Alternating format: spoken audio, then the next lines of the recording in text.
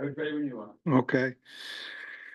Well, hello guys. We decided to go to Stillwater, play Oklahoma State. Have a ton of respect for Coach Gundy. I mean, going into 20 years now at Oklahoma State University, and just has done a phenomenal job. I have a lot of respect for him and the way he handles his program. 17 to 18 returning starters, played really well Saturday. Uh, um, Offensively, have a ton of skill. Um, Really good at the skill spot. Starting with the quarterback Bowman, and then Holly Gordon is certainly as good as any running back in the country. Wide receiver wise, uh, um, it starts with Brandon Presley. They love to get the ball to him. He's a fantastic returner as well. And then I like the Stribling kid they got out of Washington State. He's done a really good job at wideout, and they already had Owens, and then they have their entire offensive line coming back, who's really playing well together. So, um, they went to the Big 12 championship game last year, and look to be headed north on that as well this year. Defensively, they have some outstanding players over there as well, starting with Colin Oliver and Nicholas Martin. Those two guys are game changers. I really like their D line. Colin Clay, obviously, he was here for I think a year. Putnam City, I believe, young man, but he's playing extremely well. And then I like Cody Walter Shield, just a big physical defensive end. And they've got Kendall Daniels, who's their Sam, who I think he was second on their team in tackles last year behind Martin, and then Trey Rutger. He's a tackling machine. What we saw off of film is that they tackle extremely well. They play hard. They're sound. Just a well coached football team. And then you go to specialists, and they have a left-footed punter, a right-footed punter. They can rugby. Their kicker Ward made a 52-yarder last week, and have two dynamic returners in Presley and Freeman.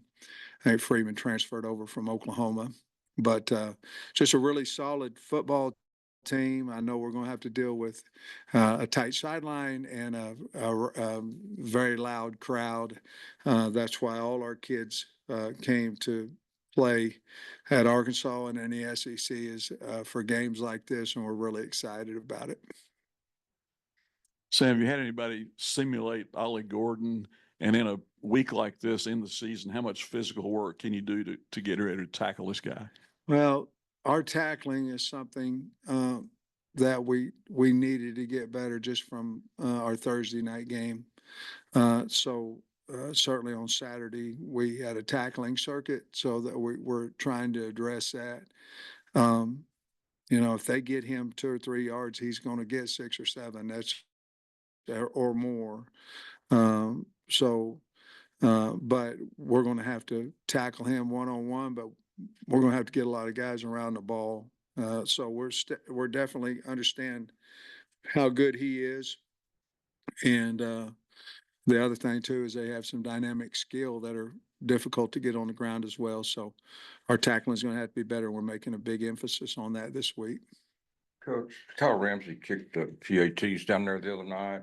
Is he probably going to be right now, your field goal kicker and PAT going forward? Yes. I mean, there's still a battle there, but he'll be the first one running out there. Yeah.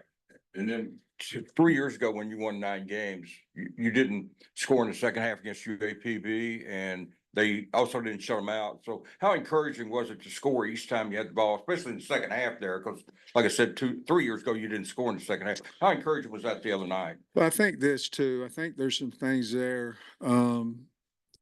It was a different timing too. In other words, I think the UAPB game was right before a bye week. And so I think we'd gotten up 45-0, if I'm correct. And we just played the twos the entire game, as you saw, the results weren't the same, 3 years ago or what, yeah, 3 years ago than what it was the other night. We certainly went to 10-minute quarters, you know, but it's the first game of the year, so we were going to that was the plan. If we were fortunate enough to get ahead, we were going to run our offense and let these kids see what Malachi could do. If it got to KJ, see what the threes could do. And so I know the score got a little out of hand, but at the same time, we had to worry about our team more than we did anybody else. And for us to go down and score that many times and shut them out with our threes on defense as well, I thought that was a really good sign for us. I'm curious if you watched the Oklahoma State, South Dakota State game live, or if you just, watched the cut-ups later. Both, yeah.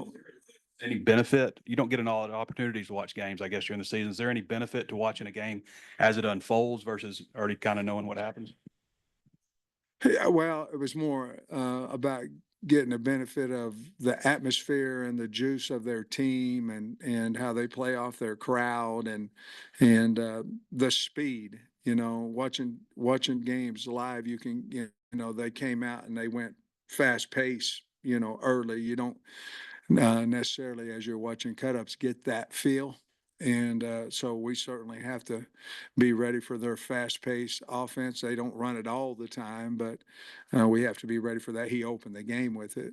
Coach Gundy did last week. So, yeah, I think there are benefits. Certainly you can hear calls and different things that you can't hear on cut-ups, but I think you just get a live feel of it watching. And like you say, you don't get a lot of that. Now, sometimes you do, maybe on the plane coming back or the bus coming back, maybe if your opponent's playing later than you did, but not very often do you get to just sit down and just watch a game. And as I'm watching, I go, man, they got a really good team. They like to throw that deep fade a lot. Gundy's always done that. Yeah. But they're hitting you with Ollie Gordon, and then they do that. How often can you expect to see that, and just what a challenge that is? And if you press them, they're going to test you. I mean, that's just what's going to happen. If you press them up, you're going to get tested deep. They have so many things they can do. With the RPO, with handing it off to Gordon, and then their bubble game, their screen game is a big part of what they didn't do it as much Saturday is what I think what I know they've done in the past. But if you press them, they're going to go deep on you. If you don't, you're going to have the bubble or hand the ball off, because normally you're in a box that's number wise is going to give them advantage handing the ball off to Gordon. Do you have any health updates on Andrew Armstrong and Patrick Kudus? Andrew, I'll say, is questionable. Kudus is probably doubtful. Did he get that scan last week? He did. Yeah. And then we didn't see Miguel Mitchell and haven't seen him on the depth chart. Just what's his status? He's just out for right now. In recent years, Arkansas has, on these marquee matchups, have gone on the road first. And in 2014, you guys went down to Texas Tech and won, and your team went to BYU first and won. Is there something about maybe having more eyes on you, or just something that plays into why you've done well on the road in these marquee games? Man, I don't know. We a lot of times you get your team on the road, you get them together. It's just y'all versus everybody. That feeling at times, if you have a real close team, can make you play a little bit better. You don't have the distractions of as many tickets and all that kind of stuff. So I don't really know the answer to that. I think we'll be ready to play Oklahoma State. I know they will us, but I think it's going to be a really, really good game. But I really don't know the answer to your question. Can you assess what you thought of the run blocking and then just the run game in total? And would Dominion go up on the depth chart if he's fully healthy? Well, he has the opportunity to. I really like Rodney Hill as our two running back right now. RW would certainly have an opportunity to continue to move up the chart when he gets healthy. And you had another part. What was the first part? In the run game. Yeah, I thought we blocked, the one thing that I thought, we didn't have many mistakes, assignment mistakes. And once we can do that, and I think it goes back to what I want to say about Oklahoma State. You're going to have to beat them because they've got a lot of starters coming back. They're not going to make mistakes. They're not. They're going to play sound football, hard and physical. And so you're going to have to, to win, you're going to have to physically go out and try to be more physical than they are because they're a well coached football team. I thought we looked that way as far as Thursday night. I thought we looked like a well-coached football team, and we had limited mistakes, and therefore we can play pretty good up front if we do that. How close do guys like Colin Oliver and Landon Jackson compare to each other? Two totally different guys. Oliver is smaller, quicker. Now they both can rush the passer. They do more with Oliver than we do with Landon. They drop him into coverage. They move him around in their odd package. He'll be inside, outside. They do some things there more than we do in Landon, but I will say the common thing they have is ability to get to the quarterback. They both play extremely hard and physical football players. When you look at them a receiver, I mean, you've already mentioned they've got size, that they've got speed. How do you go about simulating that during the week, and how do you feel like you match up with what they've got at receiver? Well, during the week, we always go good on good at receiver. In other words, our 7-on-7, they will get 4 days of good on good. So back in the old days of 7-on-7 versus scouts, we don't do it anymore. So our look team is our 1s and 2s. So that simulation will be there. And we have some big receivers, some, like their Presley was probably our Sategna, and then they've got the big receivers and we do too. So I think we can simulate that pretty good at practice. Sam, even with the COVID year and everything, you don't see too many 7th-year quarterbacks, and he's on his 3rd college, so he's kind of the poster boy, I guess, for the Portland NIL and everything. As far as Bowman, what do you say? I think I read he's had 30 starts. He can. Their offense fits him perfectly, in my opinion. I mean, he can. They don't run him quite as much. He's sneaky. They ran him in a draw the other day, and he made good yardage on that. But what they're asking him to do, he can do it and do it well, and gets the ball out extremely fast. It's hard to get to him, hard to sack him. A, because they're good at protection, but B, because he gets rid of the ball. But with that bubble goes, RPOs, he's really good at that. I think he probably knows their offense as good as anybody does, but as good as the head coach does, so he's really a good player, and what they do with him is right down his wheelhouse, and really playing well, takes care of the football. Ramsey was hurt and had that rough scrimmage. What did he do the last couple of weeks, I guess, to win the job? Ramsey. Well, we set him for 5 days. He was hurt, and so we set him for 5 days, and then really we just weren't kicking quite as well as we'd like to. And when he came back, he was pretty solid in there. It was just a decide who we're going to go with type deal. It wasn't really cut and dry, and it's his job until we figure something out differently. Hopefully, I don't. Hopefully, he makes them all, and we can keep going. But we have full trust in him and Shipley.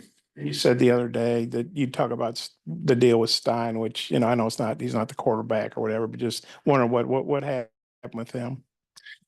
Well, I don't think he, let's see.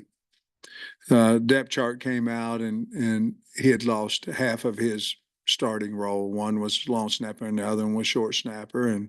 And I just don't feel like he probably wanted to just be one or the other. And so he decided to leave the team. Coach, what about the environment at Boone Pickens Stadium? You mentioned looking forward to it and tight sidelines. What's your familiarity level like with that? environment, We that- went in that there and stadium? got beat when I was at OU. Very, very loud, very, very close, as in they stand up and look right on top of you.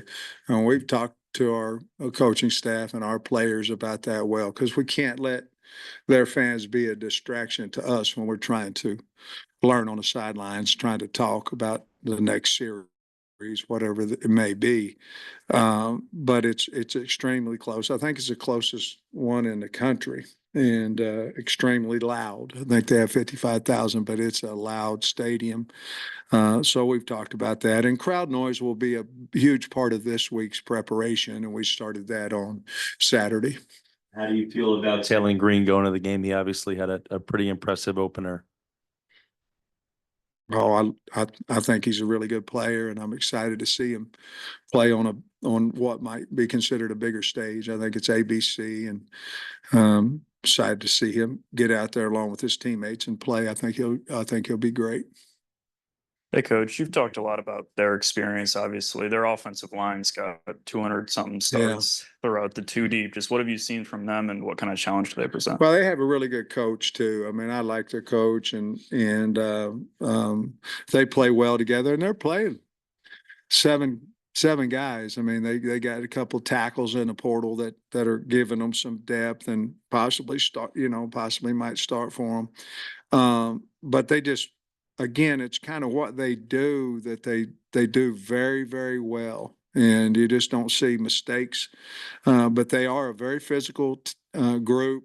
Movement doesn't seem to bother them, which it would an inexperienced line or an inexperienced player next to an experienced guy. But these guys have been playing together for a long time, and I think they have a lot of confidence in them. They should, because they're really good players. So, again, I think this game, more than surprising somebody or schematics, I think this is going to be you're going to have to go whip somebody and physically to win. So I don't think there's going to be a whole lot of mistakes. I just think there's going to be a slobber knocker a little bit. And then you said all the technology stuff went smoothly on Thursday. You feel good about that heading into a 55,000 hostile environment? Yeah, it really did.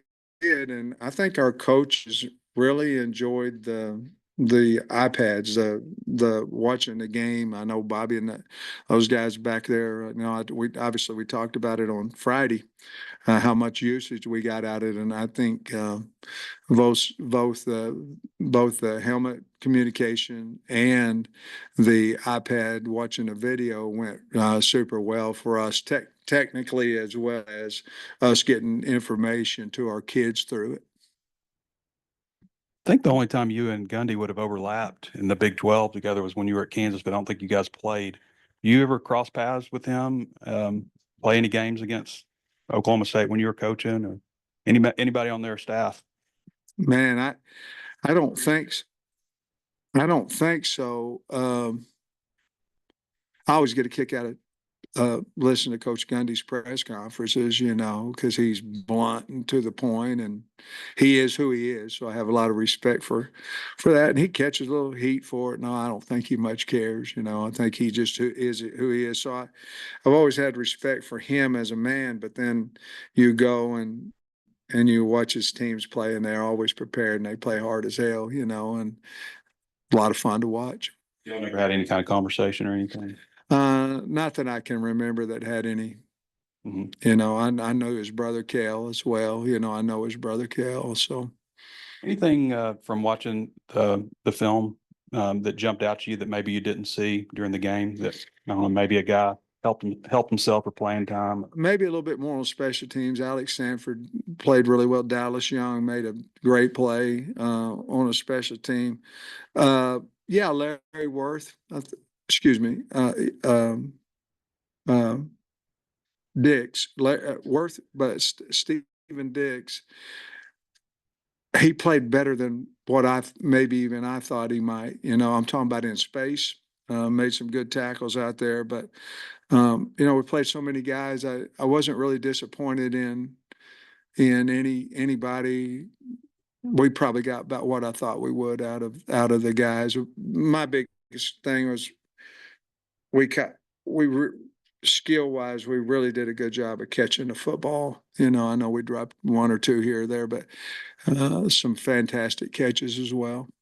You guys didn't play extremely well at home last year, but on the road, you're really tough out. What was it about taking it on the road, and how do you kind of keep that going? Man, I don't know. I really don't. What the difference was. Sometimes going on the road depends on who you're playing and all that. But I mean, you talk about last year, we went to LSU, went to Alabama, went to Ole Miss, and very strong environments, and then we come home and we didn't play. Seemed like sometimes with the same energy that we had on the road. So I really don't know. I hope we continue to play well on the road and then figure it out when we get back home. Part of it is I think we went 5 in a row or 5 out of 6 on the road or something like that last year. And you'd like to be that as when the season starts, you'd like to be opposite of that. You'd like to play in here a whole bunch like most other teams do, but our schedule just hasn't permitted us to do that. We need to go get a win on Saturday and come back in here. I imagine our place would be rocking pretty good. I was going to ask you about your safety play the other night. How'd you like the way the rotation shook out? And then how important are the safeties in this game? Very important, because they're going to have to make some tackles as well, but they're going to have to play fast defense, so it's again, their skill is really, really good, and they cause you problems in a lot of spots. I like TJ Metcalf. I think he's just continuing to get better. Jaden Johnson, I felt like he played well. The rotation there, Slaughter's a guy we can certainly count on, a good player. And then Hud can play several spots there. But I was pleased with our safeties. But I think if there's a guy sticking out right now, it's Metcalf.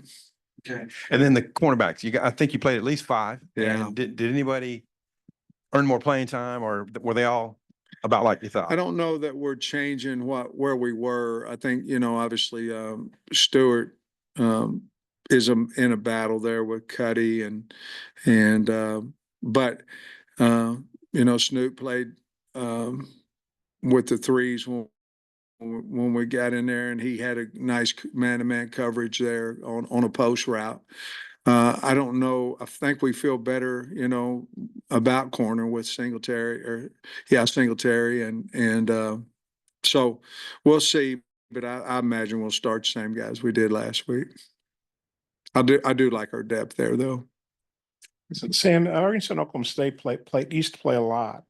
Hadn't played since 1980. Looking at the series, I'm guessing it's because Oklahoma State got tired of coming to Little Rock. Don't really know. Got to investigate that, I guess. But with you guys, the campuses being so close, do you think this is a good little home and home for you all? Yeah, I think anytime that you play close, I think you could potentially have a better game. Kids know each other on the team a lot of times when you're playing closer.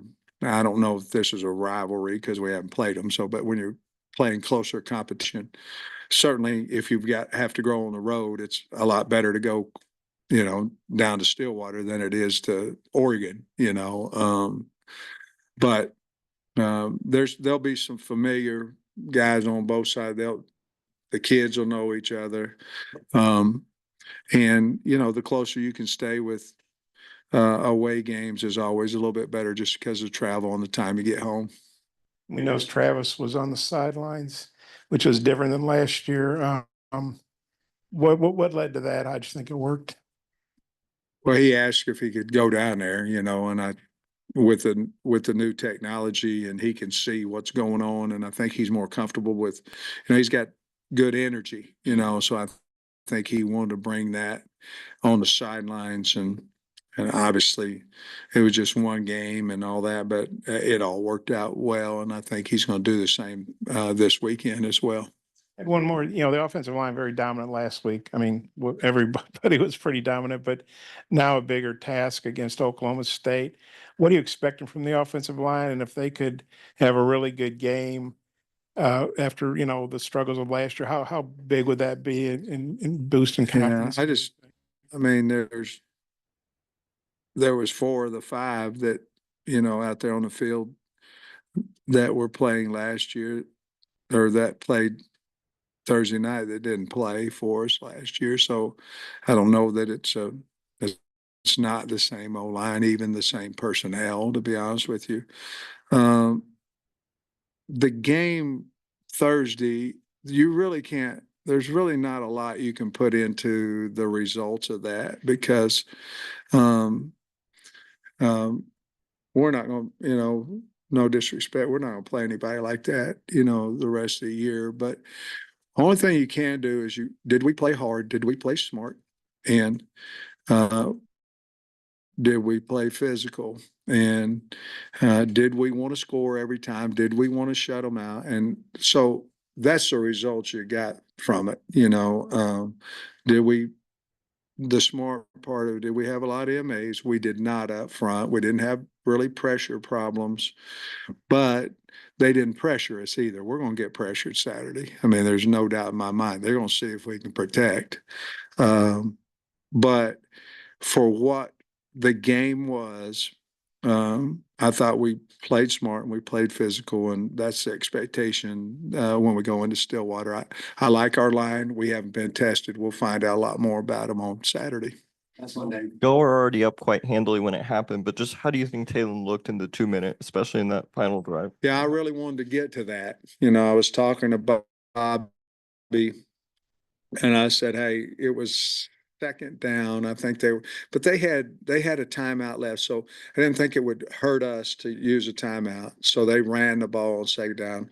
I called timeout, which made them decide whether they were going to continue to try to just run out the clock, give us less time, or try to get the 3rd and 9. They did, and it was incomplete. And I wanted to get to that 2 minute because I felt like Taylor would be done at the end of the drive, regardless of whether we scored or not. And I thought he really handled himself well, especially after we got the penalty to come back, and then we continued to go down and score. But I wanted to get that in for me and for them, and for Bobby to try to get that communication, and it worked out well. I thought he handled it well. And I was real pleased after we overcame the penalty and went down and scored.